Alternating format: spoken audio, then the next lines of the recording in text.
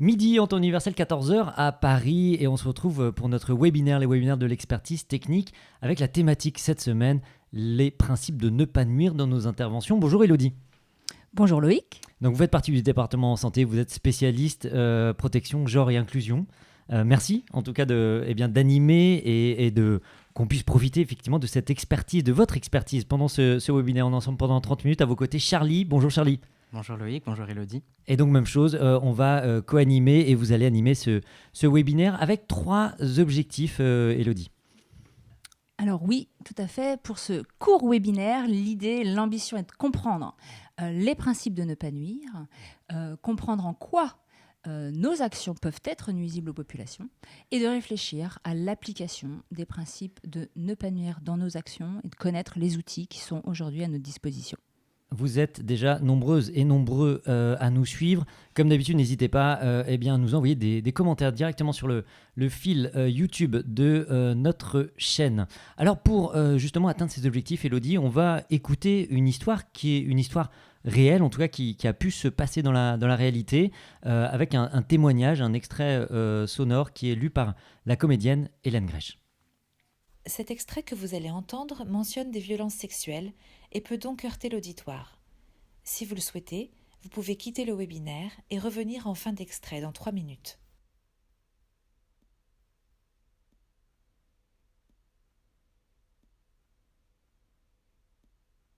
Teresa a 30 ans et vit en Dominique. La Dominique, c'est cette petite île située au cœur de l'archipel des Caraïbes, à une 40aine de kilomètres au nord-ouest des côtes de la Martinique.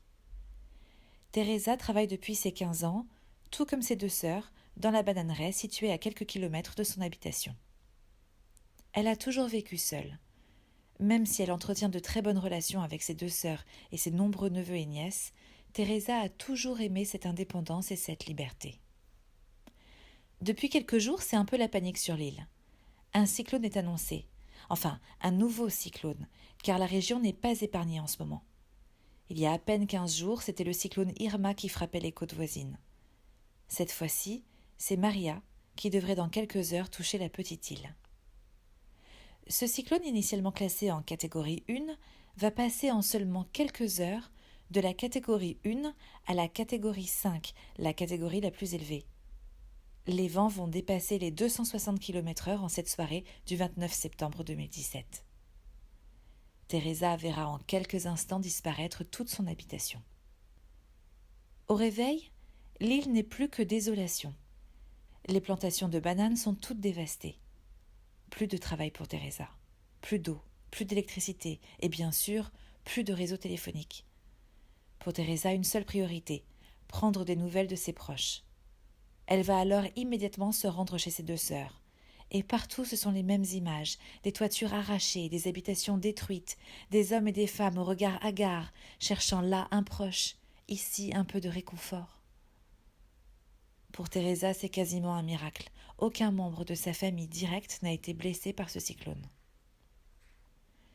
Les premiers jours passent, après la sidération, il faut vite s'organiser, trouver à manger et de quoi s'abriter. La communauté se mobilise et avec l'aide humanitaire, assez vite, un petit camp et des abris vont voir le jour. Teresa prend alors la décision de rejoindre ce camp. Elle y sera en sécurité avec d'autres personnes qui ont elles aussi tout perdu. Peut-être même qu'elle connaîtra des gens de son village ou de sa communauté. L'île n'est pas si grande après tout. Des distributions alimentaires sont organisées sur le camp.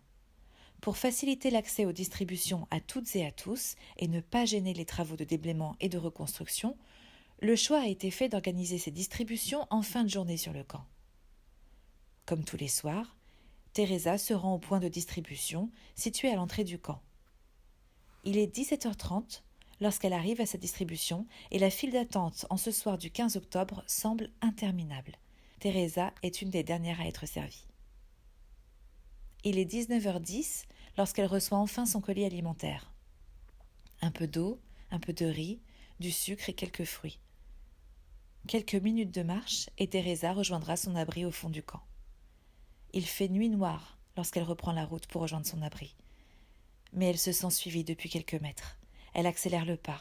Le souffle de 2 hommes se rapproche et l'impensable va alors se produire pour Teresa. Elle va subir un viol à peine quelques mètres du point de distribution, dans un lieu où elle pensait être en sécurité. Cette histoire a été scénarisée, mais est issue du témoignage suivant que nos équipes ont recueilli. Retour en direct, on l'a entendu, Élodie, cette situation, elle est dramatique. Une question, comment on a pu en arriver là, Élodie ? Là, c'est très sans doute lié à l'intention de bien faire de certaines équipes en se disant qu'on allait faire une distribution de nourriture plutôt en soirée. Parce que l'idée sur le papier est plutôt bonne, en tout cas, de se dire, bah tiens, on va faire une distribution le soir pour que les gens qui travaillent, qui déblaient, puissent accéder à cette distribution alimentaire. Et finalement, c'est l'heure tardive de cette distribution alimentaire qui est peut-être la cause, en tout cas, de ce drame. Oui, c'est ça. C'est qu'en fait, la distribution alimentaire se faisant le soir fait que ça peut représenter des risques sur la protection. Et là, il arrive parfois que les distributions de nourriture soient encore plus tardives. Et donc, en effet, quand on part sur des distributions tardives, ça représente tout un tas de risques. Et il y a d'ailleurs des personnes qui ne prennent pas le risque d'aller à des distributions le soir, justement très liées à la protection. Donc, du coup, des personnes qui n'ont pas accès à la nourriture. Et ce qui est dit dans le témoignage, il est issu d'une recherche, d'une enquête que vous avez menée sur le terrain suite à ce cyclone. Alors on va dérouler en fait ce fil, ce scénario. Si jamais, par exemple, Teresa était une personne trans, quelles actions, en tout cas, comment ça se serait passé sur le terrain ? Oui, c'est vrai que nous avons mené un certain nombre d'études. Et en fait, les études que nous avons commandées montrent bien que les abris, que les centres d'hébergement, que les sites de distribution et l'assistance est discriminante, comme par exemple le non-accès à ces sites, hein, le non-accès aux kits d'hygiène, le non-accès aux sites de distribution. Donc en général, ce sont des personnes qui n'y ont pas accès. Voilà, parce que c'est perçu comme ayant des besoins spécifiques. Non, justement, c'est perçu comme n'ayant pas de besoins spécifiques. Et ça, du coup, c'est vraiment perçu comme voilà, c'est pas des populations qui peuvent y être accédées. Et puis nous, on entend des Croix-Rouges nous dire, nous, on fait pas d'action spécifique, on fait pas du genre, on nous dit, on fait pas du genre. Alors je vais faire un peu l'avocat du diable, Élodie, oui. Mais finalement, penser en fait une spécificité de l'accès, est-ce que c'est pas justement un peu contradictoire avec notre principe de neutralité, d'impartialité ? Oui, ça c'est une question qu'on nous pose très souvent. Encore voilà, la semaine dernière, c'était ça, une Croix-Rouge, nous a dit, nous on fait pas du genre, on est neutre à la Croix-Rouge. Sauf que les droits n'ont rien à voir avec la neutralité. Nous respectons les droits en tant qu'individus. Et quand nous priorisons pas les femmes, quand nous ne priorisons pas les personnes LGBTQI, par exemple, eh bien, nous ne respectons pas le do no harm. Nous ne pouvons pas traiter tout le monde de la même façon, car les personnes ont des besoins différents. Les personnes LGBTQI sont victimes de violences, donc il faut avoir des processus en place pour stopper ces violences. Quand on ne respecte pas les différences entre les individus, on balaie la neutralité parce que nous faisons du do harm, comme on dit. Quand on n'agit pas comme des alliés pour ces communautés, nous nuisons à ces populations. Alors, je reviens sur le fameux do no harm, ne pas nuire. Alors, quand on est professionnel de santé, on se dit c'est quand même quelque chose qui est assez vieux, ça date d'Hippocrate, c'est le fameux primum non nocere, d'abord ne pas nuire. Qu'est-ce qui est nouveau en tout cas dans ce principe ? Non, c'est pas nouveau. C'est sûr que c'est l'idée générale. Là, vous avez parlé de la santé. C'est l'idée générale que la santé, elle est non discriminante. Mais le problème, c'est que ça ne permet pas de prendre en compte les besoins différenciés des populations. Ça ne prend pas en compte le fait que il y a des implications à notre action. Il y a des implications à notre inaction. Inaction face aux menaces que peuvent être exposés des groupes de population. Et donc, c'est prendre en compte les situations particulières. On peut imaginer si la personne est dans une situation de handicap. Teresa est dans une situation de handicap, peut-être de handicap non visible. Alors, qu'est-ce qu'on doit faire ? Qu'est-ce qu'on doit mettre en place ? Et comment intégrer justement cette situation de handicap? Oui, ben là encore, les études que nous avons commandées, elles présentent aussi des pratiques nuisibles lors d'évacuations, par exemple. L'information était non accessible. Sur les sites d'abri, sur les modalités d'évacuation. Donc, du coup, ce sont des personnes qui ne sont pas évacuées. Donc c'est une personne, par exemple, qui est malentendante, qui ne va pas entendre, c'est une personne qui ne va pas forcément avoir les informations sur les affichettes ou des choses comme ça. C'est ça, en fait, du coup. Oui, c'est ça, c'est l'accessibilité de l'information. Et puis, il y a l'accessibilité physique. On imagine une personne qui est dans une situation de handicap physique. La même chose, du coup, il y a l'accessibilité concrète du coup, au site de distribution, par exemple, au site d'abri. Oui, tout à fait. L'accessibilité physique fait que, par exemple, dans un site d'hébergement, si les personnes accompagnantes partent travailler la journée, ce sont des personnes qui restent sur les sites et ne peuvent pas aller tout simplement au sanitaire de la journée, par exemple. Et puis, il y a la situation également. Par exemple, une personne qui n'aurait pas de papier, qui serait en tout cas en situation irrégulière, elle va être également victime elle va avoir des besoins spécifiques. Alors voilà, ça aussi, c'est tout un paradoxe. Par exemple, post-ouragan, en effet, il y a de grands risques de perdre sa carte d'identité, par exemple. Et pourtant, on voit que pour accéder à un site d'hébergement, une assistance, une distribution alimentaire ou non alimentaire, on va nous demander la carte d'identité. Donc du coup, il y a des personnes qui se disent de toute façon, ça sert à rien que j'y aille, j'ai pas ma carte d'identité avec moi.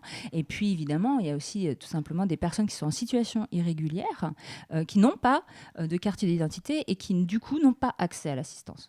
Et puis l'âge, également le facteur de l'âge, en tout cas, est également un facteur aggravant, en tout cas, à prendre en compte. Oui, alors si par exemple Teresa avait été une personne âgée à Madagascar, à Madagascar, les personnes âgées sont exclues des centres de distribution alimentaire car elles sont traitées de sorcières. La stigmatisation est très forte et donc des femmes âgées rencontrées lors d'une étude récente, ces femmes, elles ont sincèrement déclaré de ne pas aller sur les sites pour éviter la stigmatisation en tant que sorcière. Et donc, du coup, ne peuvent pas accéder au repas du soir au site, alors qu'elles ne peuvent pas non plus travailler pour combler ce manque. Donc là, on voit bien dans un travail de préparation à quel point c'est important, par exemple, des campagnes de sensibilisation à destination de la population, évidemment aussi des équipes qui pourraient également être porteurs de ces stigmatisations. Afin de réduire en fait la stigmatisation de ces personnes. Mais tous ces exemples, ça pose également la question de la redevabilité. Il s'agit d'évaluer la communication, la satisfaction de ce que les personnes ont reçu. Des questions simples. Est-ce que ça vous a servi? Est-ce que ça a été utile? Qu'est-ce qui aurait été utile? Est-ce que vous avez eu connaissance de personnes qui n'ont pas été aidées? Et donc tout ça, en tout cas, ça donne du sens à notre action et finalement de se dire, c'est pas parce qu'on y avait pensé sur le papier que ça allait marcher, est-ce que ça marche réellement? Est-ce que derrière, et c'est mettre en place, et on va le dérouler ensemble, c'est tout l'occasion de ce webinaire de cette vingtaine de minutes qui nous reste ensemble. On imagine que dans l'humanitaire, on a beaucoup de checklists, et on pourrait se dire, tiens, je vais faire une checklist de, tiens, j'ai mes toilettes qui sont séparées, j'ai pour le genre, j'ai etc., j'ai les lieux qui sont sécurisés, qui sont éclairés. Finalement, c'est pas forcément la bonne option, Élodie. Ah oui, c'est vrai, on parle beaucoup de checklists à suivre. Les humanitaires partent avec leur checklist et on coche des cases. Alors oui, les sanitaires séparés, les lieux sécurisés, les lumières, etc. Parce que là, on pourrait se dire, dans la situation de Teresa, de dire, on a fait la checklist, j'ai bien coché ma distribution alimentaire. Là, à mon avis, là déjà... C'est pas foufou, mais effectivement, du coup, c'est plutôt parti, en tout cas, sur les besoins des personnes accompagnées. Mais ce qu'on voit, c'est que certes, c'est nécessaire, mais c'est largement insuffisant, en fait. Parce que quand on voit la multitude des formes de violence, de discrimination dans l'accès à l'assistance, en fait, c'est très contextuel. Donc, c'est pour ça qu'on préfère parler de checklist des questions, PGI.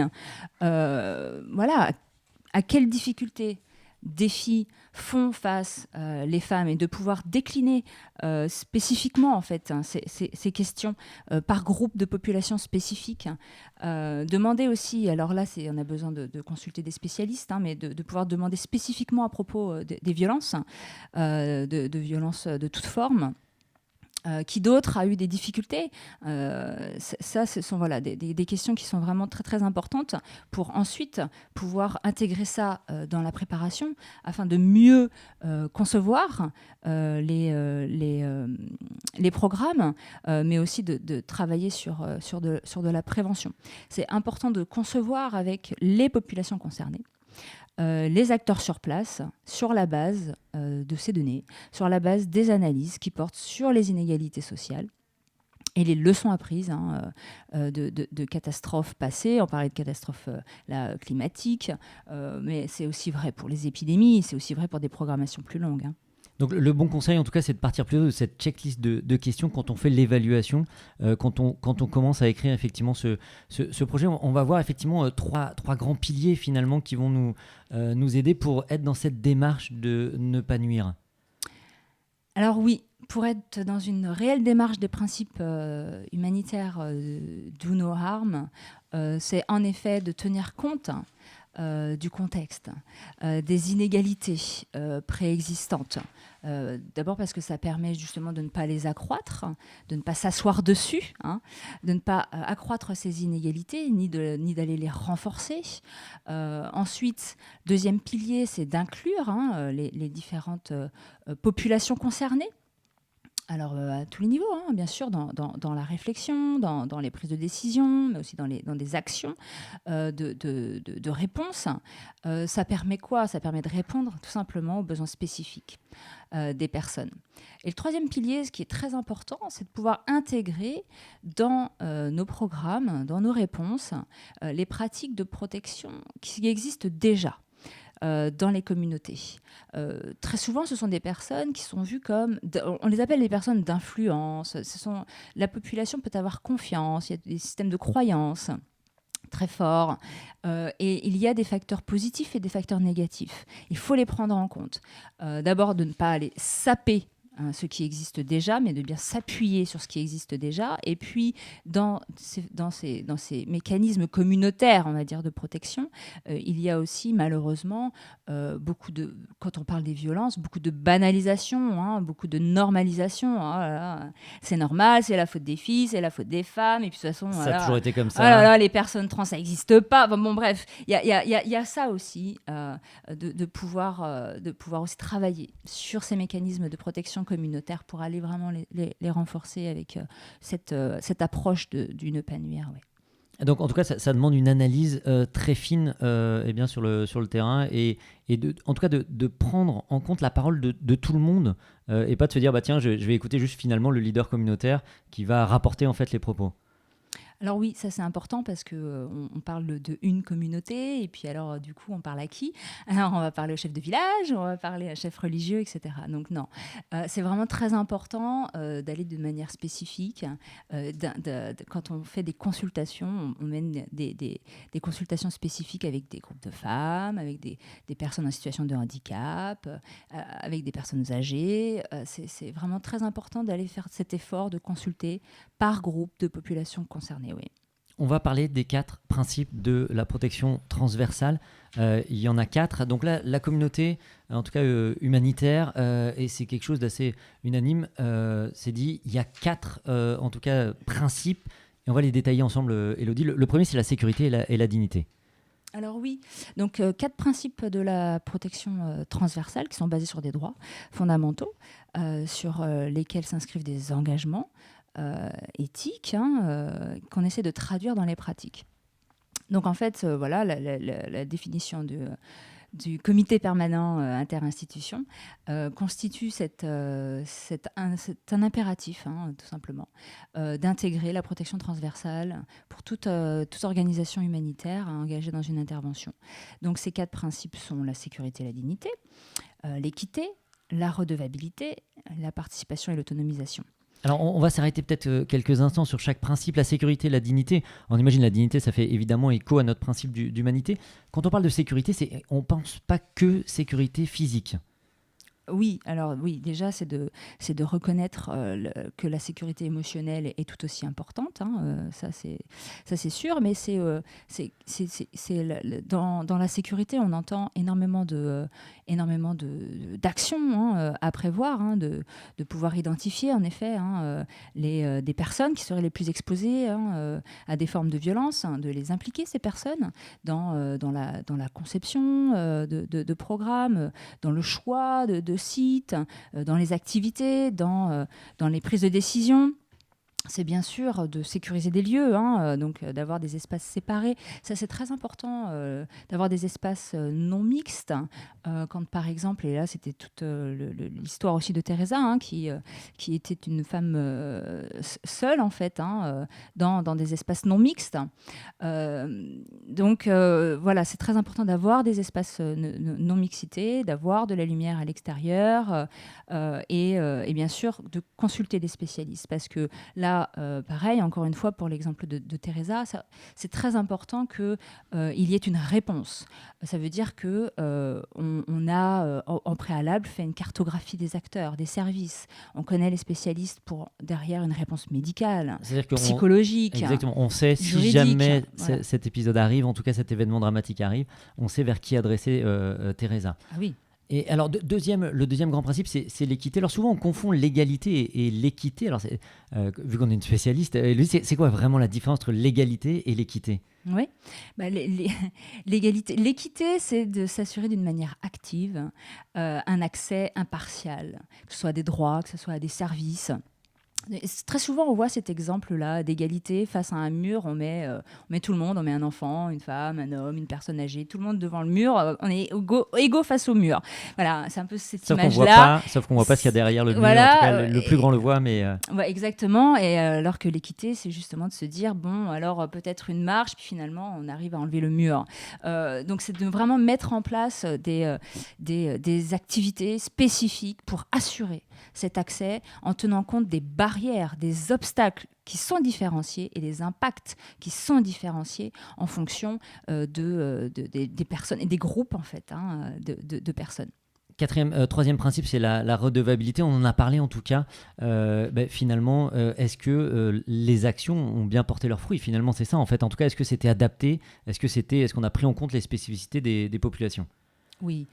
Oui, alors ça c'est très très important. C'est en effet d'être redevable envers la population, c'est de pouvoir s'assurer à travers des consultations régulières, des mécanismes, hein, de manière très régulière, destination des groupes de population sur les effets, sur les interventions, sur les préoccupations, sur les besoins, sur les difficultés rencontrées, et de pouvoir à chaque fois s'ajuster, se corriger, prendre des mesures spécifiques.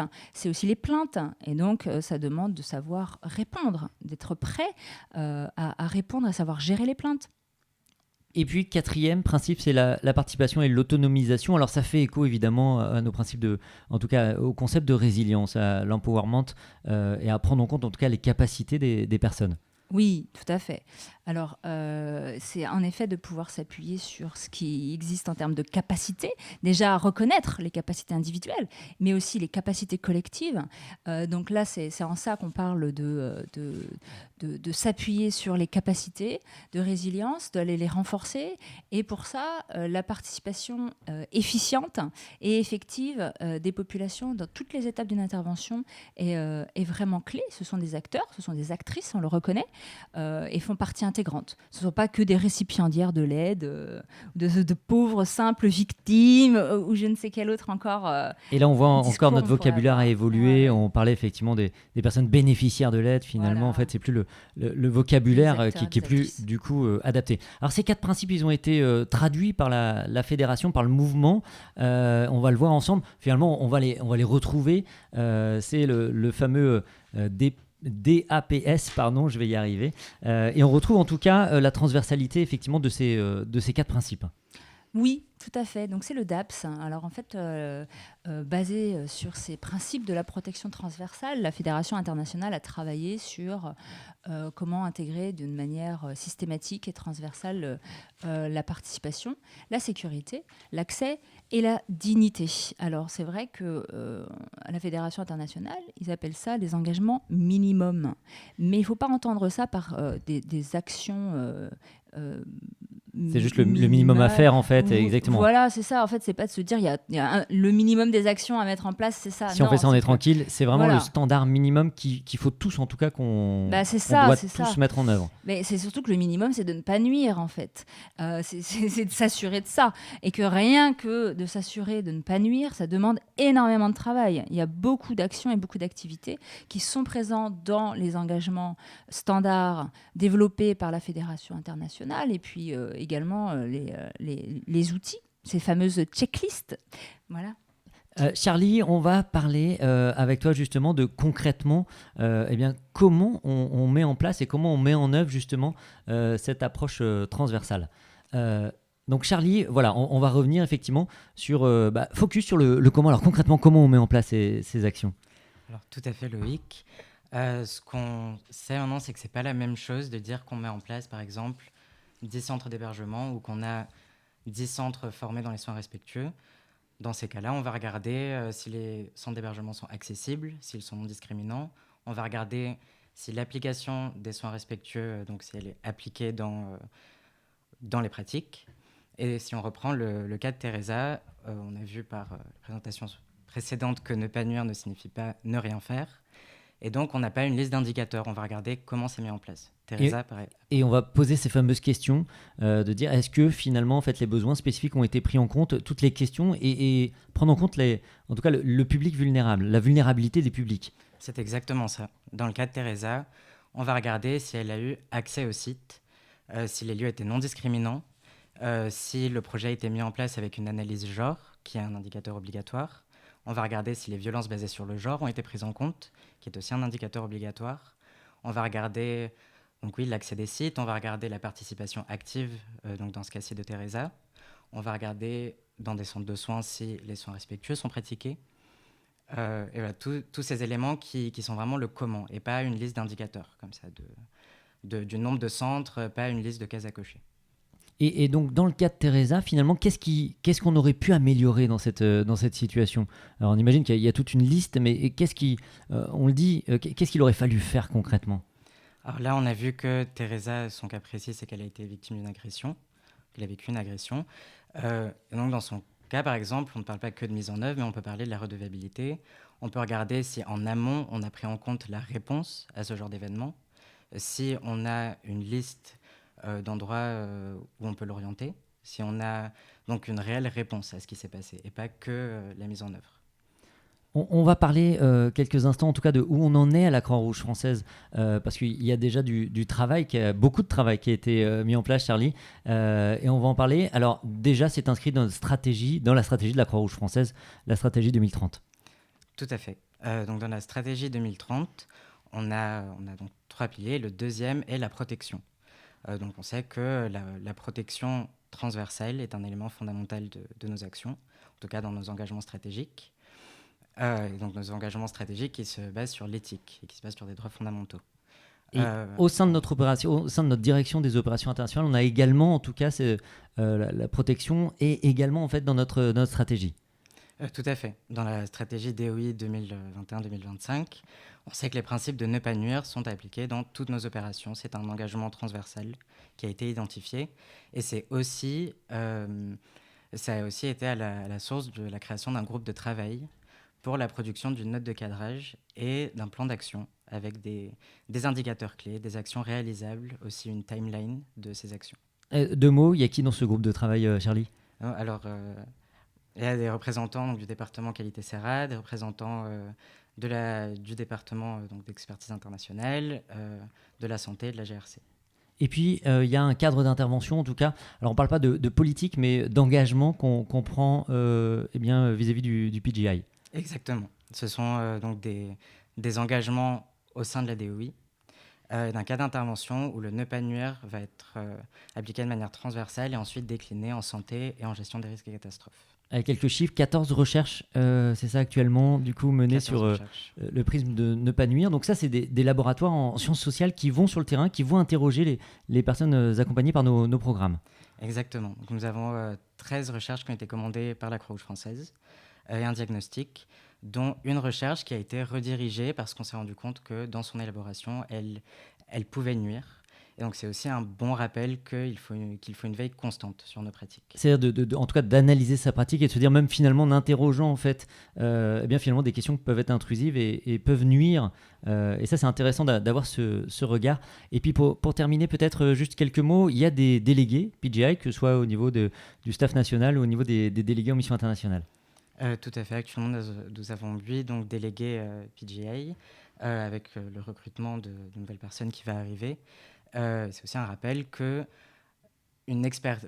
tous ces outils dont nous avons parlé ne se substituent pas à une expertise. Donc une expertise, des formations et puis des outils. Allez, vraiment 30 secondes pour conclure, Charlie, sur les outils. Il y en a plein, mais en tout cas, il y en a de la fédération qui vont être traduits notamment en français très prochainement. Exactement, donc on a des outils de formation déjà en français, donc des soins respectueux, disponibles sur le département d'expertise technique, sur le site. Et on a la formation Power, Values and Inclusion de la fédération qui est en train d'être traduite. Donc ça, c'est une formation 3 jours, c'est ça, en présentiel? Exactement. Ok, et donc qui va être bientôt traduite et bientôt mise en œuvre, j'imagine, à la Croix-Rouge française. On l'espère.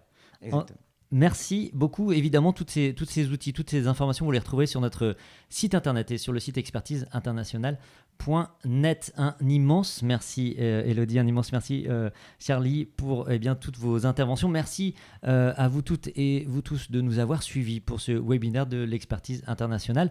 On se retrouve très très vite pour un prochain webinaire. Merci de nous avoir suivis, merci de vos commentaires et à très vite. Merci. Merci. Merci.